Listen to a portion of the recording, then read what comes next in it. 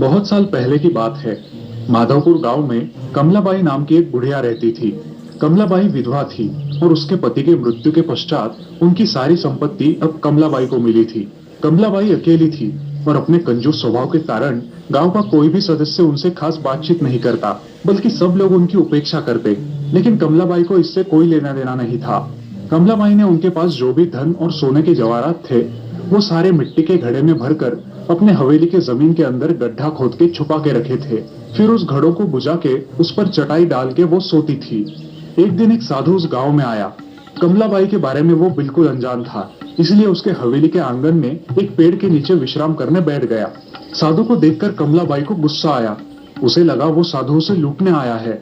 बिना सोचे समझे उसने एक डंडा लिया और उस बेचारे साधु के सिर पर मारा। अचानक हुए हमले से डरकर साधु वहां से भाग गया। उसने गांव में कमलाबाई के बारे में पूछताछ की। बाप रे, आप उस औरत के आंगन में बैठे थे, बाल बाल बच गए आप।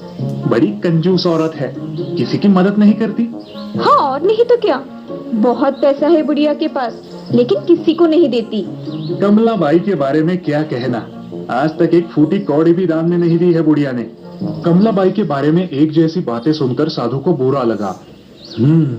बेचारी अकेली औरत, मुझे उसे बदलना चाहिए, फिर शायद गांव वालों को वो अच्छी लगने लगी। उस दिन आधी रात को जब सारा गांव सो रहा था, कमलाबाई के घर के आंगन में एक अजीब घटना घटी। कोई मुखौटा धारण किया आदमी सिर पर 9 घड़े रखकर नाच रहा था। पायल के घुंघरूओं की आवाज सुनकर कमलाबाई की नींद टूटी। उसने बाहर झांककर देखा तो बुर्खाधारी भूत को नाचते देखकर वो बहुत डर गई। उस भूत के सिर पर 9 घड़े थे और सबसे ऊपरी घड़े में आग जल रही थी। कुछ देर नाचने के बाद भूत ने ऊपर का जलता हुआ घड़ा नीचे फेंक दिया और बचे हुए 8 घड़ों के साथ गायब हो गया। हिम्मत जुटाकर कमलाबाई बाहर आई, लेकिन फूटे हुए घड़े के अलावा वहाँ कुछ नहीं था। कमलाबाई मदद के लिए पुकारने लगी। कोई है, मदद करो, कोई मेरी मदद करो। लेकिन गांव में कोई भी कमलाबाई को पसंद नहीं करता था, इसलिए कोई भी उनकी आवाज सुन के मदद के लिए नहीं आया। दूसरे दिन सुबह उसने घर घर जाके भूत के बारे में बताने की कोशिश की, लेकिन किसी ने उसकी तरफ ध्यान नहीं दिया। अरे भाई, कल रात को मेरे आंगन में एक भूत नाच रहा था, मेरी मदद करो, मुझे डर लग रहा है।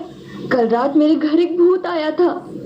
आधी रात होते ही फिर से घुंघरूओं की आवाज आने लगी। कमलाबाई हाथ में डंडा लिए बैठी थी। जब उसने खिड़की से झांका तो देखा कि भूत के सिर पर 8 घड़े थे और सबसे ऊपरी घड़े में आग जल रही थी। कुछ देर नाचने के बाद भूतनी ने 8वां आग वाला घड़ा फेंक दिया और बचे हुए 7 घड़ों के साथ वो गायब हो गई। इस प्रकार भूतनी रोज रात आती और आग वाला ऊपर का एक एक घड़ा फोड़कर गायब होती। ये सब देखकर कमलाबाई बहुत डर गई और उससे छुटकारा पाने के लिए जादूगर भैरव के पास चली गई। हर रात एक भूत आकर मेरे घर के आंगन में नाच रहा है, कृपया मुझे बचाइए। तेरी जैसी कंजूस औरत के साथ यही होगा। मैं नहीं तुम्हारी मदद करने वाला, किसी और के पास जाओ। भैया, मेरी मदद करो, वरना वो भूत मुझे नहीं छोड़ेगा। तुम्हारी जैसी मक्खी चूस औरत के साथ यही होगा।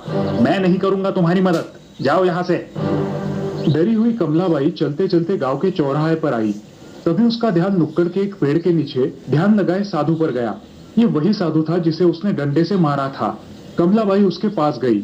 मुझे माफ कीजिए साधु महाराज, मैंने आपको उस दिन चोर समझ के मारा, मुझसे गलती हो गई। कोई बात नहीं, अब तुम क्या चाहती हो? एक भूतनी सर पे घड़े रख के रोज मेरे घर के आंगन में नाचती है। वो हर रोज एक घड़ा फोड़ के गायब हो जाती है। अब उसके सर पे 5 घड़े बचे हैं। मुझे उसका अर्थ नहीं समझ रहा है, इसलिए मैं परेशान हूँ। कृपया मुझे उस भूत से बचाइए।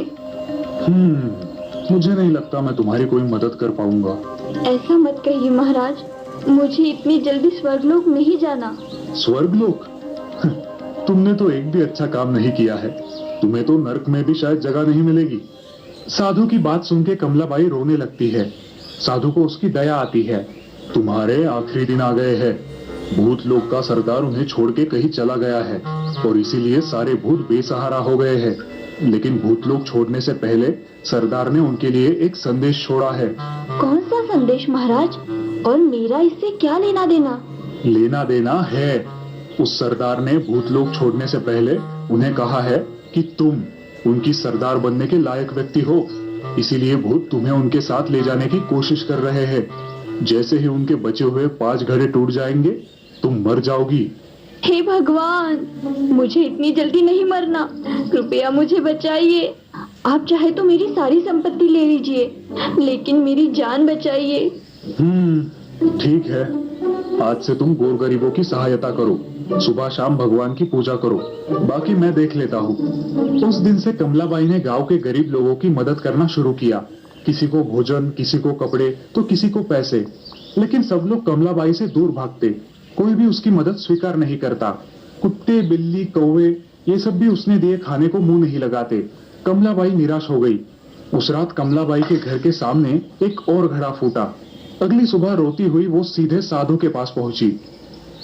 महाराज, मैं क्या करूं? कोई भी मेरी मदद स्वीकार नहीं कर रहा, प्राणी पक्षी भी। हाँ, मुझे पता है ऐसा ही होगा। तुमने जिंदगी भर जीवित लोगों की घृणा की, सिर्फ पैसों की पूजा की। ये बात पशु पक्षी भी जानते हैं। अब तुम्हारा पैसा मंदिर, पाठशाला इत्यादि बनाने के लिए दान करो, गांव में कुआं खुदवाओ। ऐसे धर्म के कार्य करने से तुम पुण्य भी कमाओगी और अच्छा नाम भी कमाओगी। महाराज, कृपया आप ही ये कार्य करें, क्योंकि कोई भी मेरी दी हुई मदद स्वीकार नहीं कर रहा। कमलाबाई ने अपना सारा जमा धन साधु को लाके दिया। साधु ने उस पैसों से कई सारे समाज उपयोगी कार्य किए। बस उसी दिन से कमलाबाई के घर भूतों का आना बंद हो गया।